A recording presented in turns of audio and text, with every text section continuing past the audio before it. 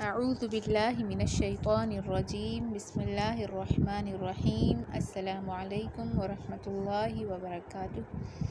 اپنے چینل تجوید سیکھیں وت فاطمہ پر آپ سب کو ویلکم کرتی ہوں۔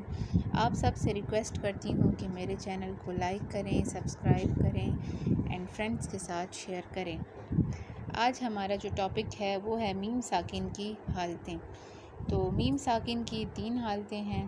میم ساکن کے بعد میم آئے تو دونوں کو ملا کر غنّے کے ساتھ مشدد ادا کریں گے۔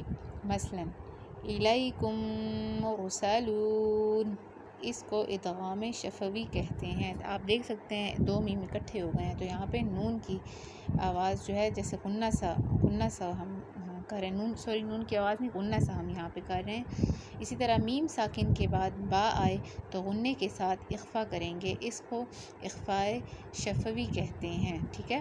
وما ہم بمؤمنین، دیکھ سکتے ہیں آپ۔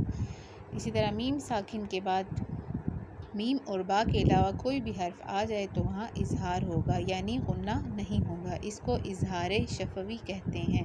مثلا لم یلد ولم یولد، دیکھیں یہاں پہ ہم کوئی غنّہ نہیں کرے، لم بس ہم اس کو اس طرح پڑھیں، جبکہ اوپر ہم نے الیکم مرسلون، دیکھیں آپ نے وہ ساکن تھا پھر بھی وہاں پہ غنّہ ہو رہا تھا، تو کیونکہ وہ ادغام شفوی اور اخفائے شفوی وہ تھا، جبکہ یہ جو ہے یہ اظہار شفوی ہے، ٹھیک ہے۔ لم یلد ولم یولد الم تر الم یجعل، خلاصہ یہ ہوا کہ میم مشدد میں تو غنّہ ہوتا ہے، مثلا ثم عما، اسی طرح میم ساکن کے بعد میم اور با کے علاوہ کوئی بھی حرف آ جائے تو غنّہ نہیں ہوگا، ادغام شفوی، اخفاء شفوی اور اظہار شفوی۔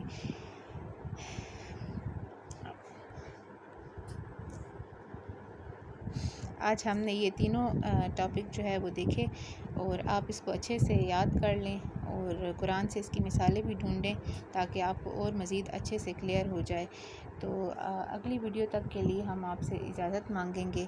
ہمیں اپنی بہت ساری دعاؤں میں یاد رکھیں اور ہمارے چینل کو لائک، سبسکرائب اور شیئر کریں دوستوں کے ساتھ۔ السلام علیکم ورحمۃ اللہ۔